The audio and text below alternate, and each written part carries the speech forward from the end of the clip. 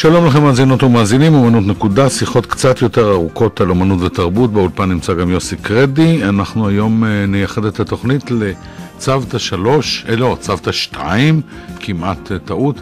אולם קטן, בעייתי אך מאתגר, שיותר ויותר בשנים האחרונות משמש מעין משכן לכל מיני הצגות עצמאיות, פרינג' כזה או אחר, מפרינג' כלכלי עד פרינג' אומנותי, ניסיוני, לכולם אין כסף. ההצגה הראשונה שנדבר עליה היא הצגה בשם משומשים. רון גואטה כתב אותה, דניס שמע ביימה אותה. שני השחקנים הראשיים של ההצגה, יש שם 6, שזה כבר כיף לא ברור מבחינת הפרינג'. נכון. נמצאים פה שפרה מילשטיין ודרור טפליצקי. שלום לכם קודם כל. שלום וברכה. ואם אני לא טועה, המחזה הזה זכה בצו קריאה שעבר במקום הראשון, והנה הוא זכה להיות מופק ומועלה. אכן, זה חלק מהפרס. נכון, יפה, אוקיי. מה זה משומשים? מה זה משומשים? משומשים זה ספרים משומשים. אנחנו נכנסים לתוך האולם והקירות מלאים ספרים. עמוסים בספרים. נכנסים לתוך חנות ספרים משומשים. משומשים זה גם החיים.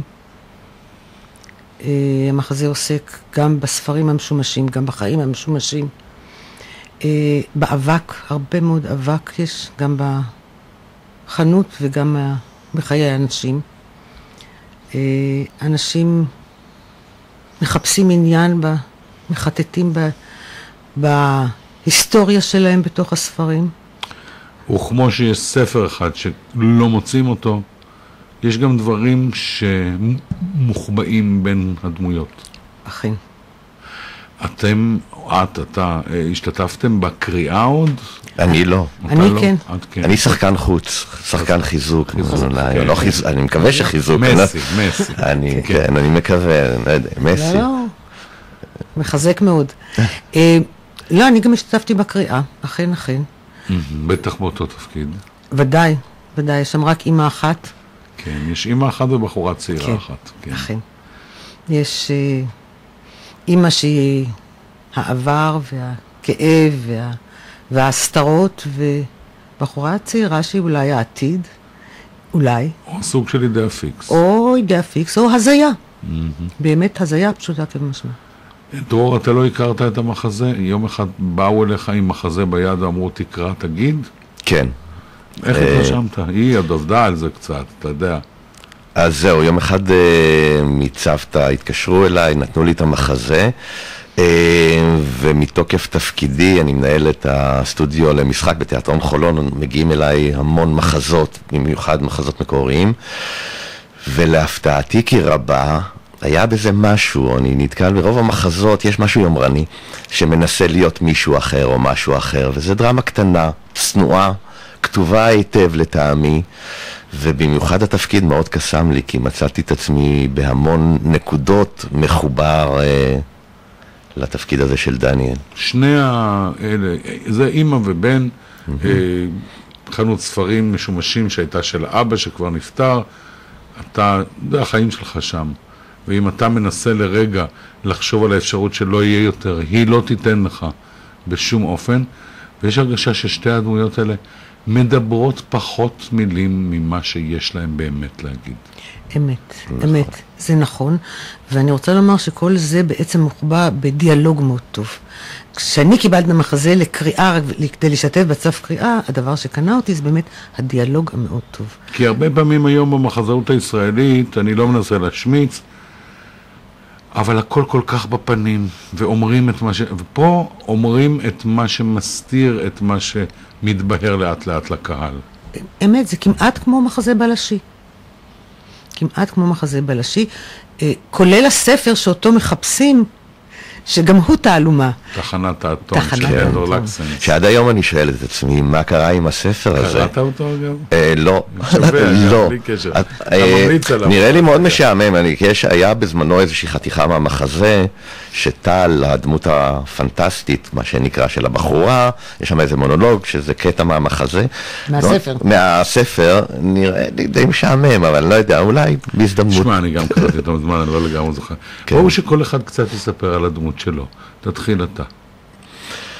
הדמות של דניאל מוכר בחנות ספרים אחרי שאבא שלו נפטר. בן אדם בסביבות גיל 50, שאיכשהו קבר את חייו, השתבלל לתוך החנות, השתבלל לתוך מערכת יחסים עם אמא שלו, פוחד לצאת אל העולם ובעיקר פוחד להרגיש. המחזה מתחיל באיזשהו שינוי קטן מאוד, שפעם ראשונה שהוא מבקש מאמא שלו לקנות כוסברה בשוק במקום פטרוזיליה, וזה מתחיל בשינוי קטן, ולאט לאט הוא עובר שם שינוי כתוצאה מישהי שמחפשת איזשהו ספר. כתוצאה ממשהו שהיא מעוררת אצלו, היא לא עושה הרבה. נכון, אבל היא מעוררת בו איזשהו עבר רחוק, איזשהו זיכרון רחוק משהו שהיה לו עם איזושהי בחורה לפני המון שנים, והוא מתחיל להרגיש משהו, וכתוצאה מהרגש הזה הוא עובר המון תהפוכות של איזשהו סוג של שחרור. המילה אני רוצה קיימת רק, של דניאל, קיימת רק לקראת סוף המחזה, ברגע שהוא סוגר את החנות. זו פעם ראשונה שהוא אומר את המילה אני רוצה. שהוא מחובר לעצמו, הוא מחובר לרגשות שלו, מתחבר לרגשות שלו, הוא מוכן להתאמת עם אמא שלו על משהו שקרה בעבר, וזה תהליך התבגרות למעשה. לא נגלה יותר מדי, אבל בין השאר זה באמת המחיר שצריך לשלם על שינוי ועל... נכון, נכון, נכון, והוא משלם מחיר, והוא מוכן לשלם מחיר. שפרה? אני חושבת האימא הזאת היא האימא שלי, בין השאר, ושל הרבה מבני דורי. שלי. הנה, גם, בבקשה. זה בול אימא שלי, לגמרי. אני חושב עליה המון דרך אגב, בזמן ההצגה. אני לא סתם חושבת, אני מוכרחה להגיד, אני עושה טריק של שחקנית, לפני שאני עולה, שנייה לפני שאני עולה על במה, אני עוצמת לשנייה את העיניים, ורואה את אימא שלי, זיכרונה לברכה, מול עיניי, ועם זה אני נכנסת, איתה אני נכנסת, אוכלת אותה יד ביד את אימא, ונכנסת איתה פנימה לבמה. כלפי חוץ, היא ניהלה את הבית, היא כל חייה כוננה על מה שהיא הייתה יכולה להיות, אבל החיים לא נתנו לה להיות, והסתירה ומחקה את כל השגיאות של האחרים. זאת אומרת, היא בעצם כיסתה על כל מה שנעשה מסביב. בלי לגלות כמובן את הסוד, הדמות שלך משקיעה תועפות של אנרגיה מתוך כוונה טובה, לפחות לדעתה, שאף אחד לא ידע ולא יזכור כלום, כולל היא. כן, גם היא, זאת אומרת, בעצם גם היא, עניין הזיכרון מעסיק אותה מההתחלה. אחד המשפטים הדי ראשונים, היא אומרת לו, מה, אתה חושב שאני סקלרוטית? שאני לא זוכרת? והיא באמת, היא מדחיקה, יש לה תחושה שהיא זוכרת, אבל היא לא נותנת לה זיכרון לצאת החוצה.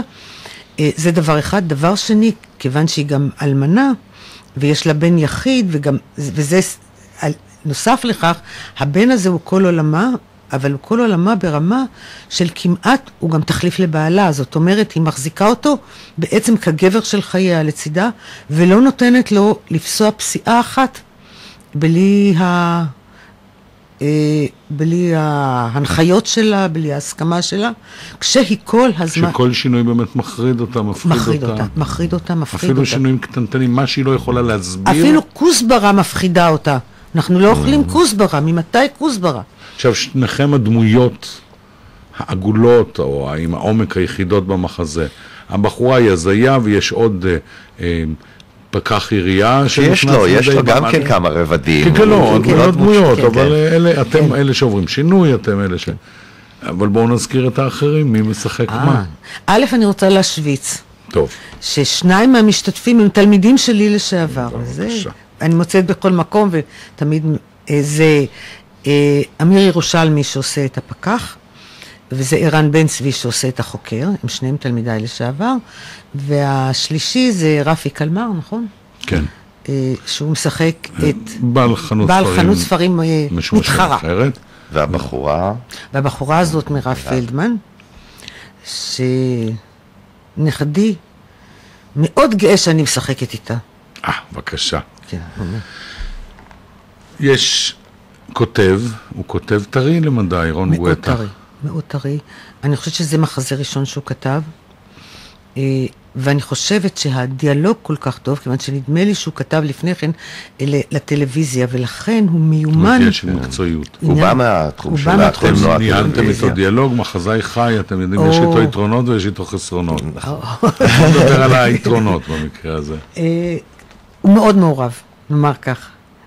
מאוד מעורב, מאוד אכפת לו. יכולתם לבוא אליו להגיד, זה קשה לי, זה לא מתאים לי, אולי ככה, אולי ככה? היה כזה מצב? לי לא היה.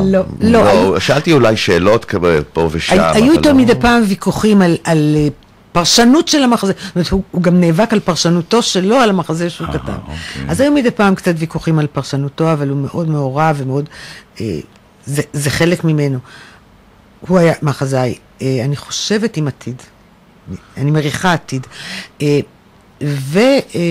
ובמאית.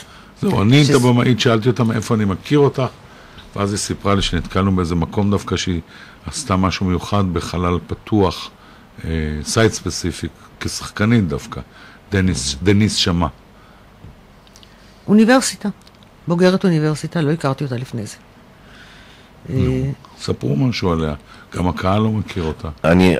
אני אגיד לך, הדבר הטוב שמה שהיה בתהליך העבודה, שהיה הרבה חופש, הרבה דיאלוג. זאת אומרת, יכול להיות שאני הרבה זמן לא עשיתי פריץ'. נתנו לשחקנים לעבוד, כן, בדיוק, נכון, וגם הקשיבה, וגם לקחה מאיתנו, גם רעיונות וגם פרשנויות, ומאוד הייתה קשובה והלכה איתנו לאורך כל הדרך, באמת עם הרבה חופש והקשבה. ובאמת אפשר לומר שזה היה כמו, זה נהרג, באמת בשיתוף פעולה הייתה, זאת אומרת שתי וערב, זאת אומרת אנחנו מדי פעם, היא נתנה את השתי ואנחנו את הערב, ולהפך, וזה היה מאוד נעים בעבודה, וגם עבודה יחסית קלה מאוד, מבחינה זאת. טוב, זה אומר גם משהו על האנשים שמשתתפים. שניכם הזכרתם ככה כבדרך אגב, כל אחד בתורו את עניין את מורה, אתה מורה. באים תלמידים לראות אתכם. זה מצב שונה. או נשאל אפילו, איך מורה משחק? אני שואל את זה במרכאות כפולות ומכופלות. אני יכולה לומר על עצמי, שכיוון שגם כשאני מלמדת, יש לי תחושה שאני משחקת לפניהם. הרי זה גם, אני לובשת תפקיד ואני עושה כך שאין לי הרבה הבדל, זאת אומרת, אני רק מאוד מקווה תמיד שהם לא יתפסו אותי בכלכלתי, שהם יגידו, אבל את עשית ככה, שיר, מה את אומרת? בדיוק, יש בזה משהו מלחיץ קצת. זה קצת. יש בזה משהו קצת מלחיץ. אין ספק. גם משפחה, אצלי זה משפחה בדרך כלל. המשפחה זה החלק הכי מלחיץ אצלי. אם עברתי את מחסום המשפחה, אז אני יכול כבר לעבור הכל. אז... אבל יש בזה אלמנט מלחיץ באמת, כאילו, נראה אותו עכשיו. ברור שיכול להיות, אגב, וזה קורה, מורה טוב שהוא לא שחקן טוב או לא. נכון לגמרי. נכון מאוד. זה שני מקצועות נפרדים לגמרי, אין ספק. בהחלט. לא, תראה, זה גם באיזשהו מקום, תלמידים מאוד בוטחים במורה שלהם, מאוד מאוד בוטחים, ולכן האחריות כשחקן, כמורה שחקן, כלפי התלמידים הצופים, היא אחריות כפולה, היא אחריות לא פשוטה באמת. אבל זה תפקיד, יש לך תפקיד, אתה בתפקיד המורה, אתה בתפקיד השחקן, אתה בתפקיד האבא, אני כל הזמן מחליף דיסקים. עכשיו שניכם זה לא סוד שחקנים, שמשתתפים הרבה לאורך חייהם באזורים הפחות מובנים מאליהם, לא רק כלכלית של התיאטרון. כן, אכן. זה לא פשוט, אני מודה ומתוודה, אחת הסיבות שלימדתי כל כך הרבה שנים, זה היה בגלל בעיות כלכליות בעיקרן. זה חלק מהעניין, והדבר השני הוא ניהול טוב של כלכלת הבית של בעלי. כן, אבל יש הרגשה שמעבר לזה, יש פה איזה, איך אני אקרא לזה? ייעוד מסוים, כוונה מסוימת? צורך. סליחה שאני אומרת, אני לא רואה בהיותי שחקנית ייעוד, אני גם, אבל אני מרגישה, זה צורך, אני מאוד אגואיסטית בעניין הזה. אני מרגישה צורך לשחק, אני מרגישה צורך לומר את דברי דרך דמויות אחרות. אולי כי אני מפחדת לומר את הדברים באופן אישי, אז קל יותר לעשות את זה דרך דמויות אחרות. ועם השנים גם למדתי בקלות להתחפש במרכאות, ומאחורי המסכה לומר את מה שאני רוצה לומר. כך שאני, ממש, מבחינתי זה כמעט צורך. אני לא רואה הבדל בין זה לבין מישהו שכותב מבחינת צורך, שיש לו צורך של כתיבה. דרור, אצלך זה בכלל משפחתי, גם אשתך, בסופו של דבר במקומות הפחות ברורים האלה, הם פחות קלים. כן, אנחנו איכשהו מנסים לשרוד. אני דווקא לצערי, פתאום שאני חושב על זה, הרבה שנים לא עשיתי פרינג'. הייתי מחובר דווקא לתיאטרון הרפרטוארי בשנים האחרונות, והייתה לי הפתעה מאוד נעימה פתאום לחזור למשהו של פרינג'. זה עולם אחר לגמרי. פתאום, עם התפקיד הזה במיוחד, איפשהו אמרתי, לא חשוב לי כלום, לא חשוב לי קהל, לא חשוב לי ביקורת, אני מחויב רק לתפקיד עצמו, ומצאתי בזה הרבה שחרור והרבה חופש. הלכת לחנות ספרים משומשים, זה הרי מקומות מוזרים ומיוחדים. נכון, אני גר ליד אלנבי, אז אני כל הזמן... אז יש הרבה כאלה. יש הרבה כאלה, זה עולם הולך ונעלם, אני חושב. הוא גם אומר במחזה, עוד מעט לא ידפיסו בכלל. זאת אומרת, בכלל המחזה גם מדבר על עוד, ברובד מסוים, על עולם שכבר נכחד למעשה. אני רוצה משהו אחד שלא העלית, וזה עניין התפאורה. אתה אמרת שנכנסים לתוך, אני מוכרחה לציין את התפאורה שהיא בעיניי מקסימה ונהדרת. גם מצב את הפוסטר, שזה גם מקסים. הפוסטר גם יוצא מן הכלל, ואילן, אני לא זוכרת את המשפחה שלו. אין לי פה את התוכניה, אז אני לא יכול לעזור לכם. אבל הוא באמת הפך את החלל הזה בעדינות, למשהו שאתה מרגיש כאילו אתה בחנות. נכון מאוד. ואני רוצה לומר, מעבר הפיכת החלל לחנות, הוא גם מאוד מעורב, זאת אומרת, זה גם הפוסטר כל כך יפה, כי בעצם הוא מעורב בחוויה, ומתייחס מאוד מאוד באהדה לחוויה, נאמר כך, והתוצאה היא באמת שתפאורה בעיניי, אם מותר לי לומר כעת לצאת מההצגה ולהיות כקהל, אני הייתי נכנסת לעולם והייתי אומרת, וואו, האיש בנה לי לקהל עולם. גם לכם השחקנים. ודאי, זה ודאי. השימוש בחלל שם עושה את תגובות ראשונות של, אתם יכולים לספר לי, של קהלים, של... דיברנו לפני שנכנסנו, מפתיעות. כל פעם זה טוב מאוד, תגובות מצוינות. קודם כל יש לי הרגשה שקהל נכנס למעורבות רגשית. נכון, נכון. אכן נכון. אמרו לי אנשים אחרי זה, שיש בהצגה משהו שמטריד אותם גם אחר כך. משהו מטריד בהצגה. זאת החוויה שהם יצאו איתה אחרי זה. אז אני די הופתעתי ככה סתם מעניין אותי, הסוף של ההצגה לדעתך, החיים שלו הולכים להשתפר?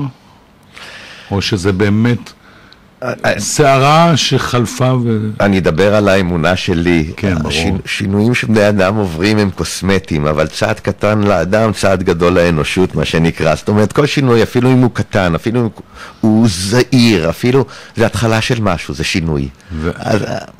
אז יש איזושהי אופטימיות, מה את אומרת? אני חושבת שבהמשך האישה גומרת את חייה בעצם. באמת, האמא בטוח, זאת אומרת, אין לה יותר בשביל מה לחיות. ואז או שזה ישתק אותו לכל החיים, או שהוא פשוט ישתחרר? מי? הוא? הוא. כן, הוא. תראה, אני חושבת שהוא ישתחרר, אני חושבת שהוא, זה גם בנוי ככה, אני לא יודעת עד כמה זה עובר, כי זה המון דקויות, המחזה דרך כלל, יש שם המון דקויות, כמו למשל חיוך בסוף. הוא לא, אני חושבת שעושה את זה נהדר, הוא לא מחייך כל המחזה, ובסוף הוא מחייך, וקטן, לא עושה מזה, אבל זה בדיוק, זה כמעט הייתי קוראת למחזה הזה, האיש שחייך. וטוב, הניואנסים האלה, אין ברמת הקשבה שאני ראיתי, לדעתי, בסופו של דבר עובדים. יפה, משומשים. שפרה מילשטיין, דרור טפליצקי, תודה רבה לכם. תודה רבה גם לך.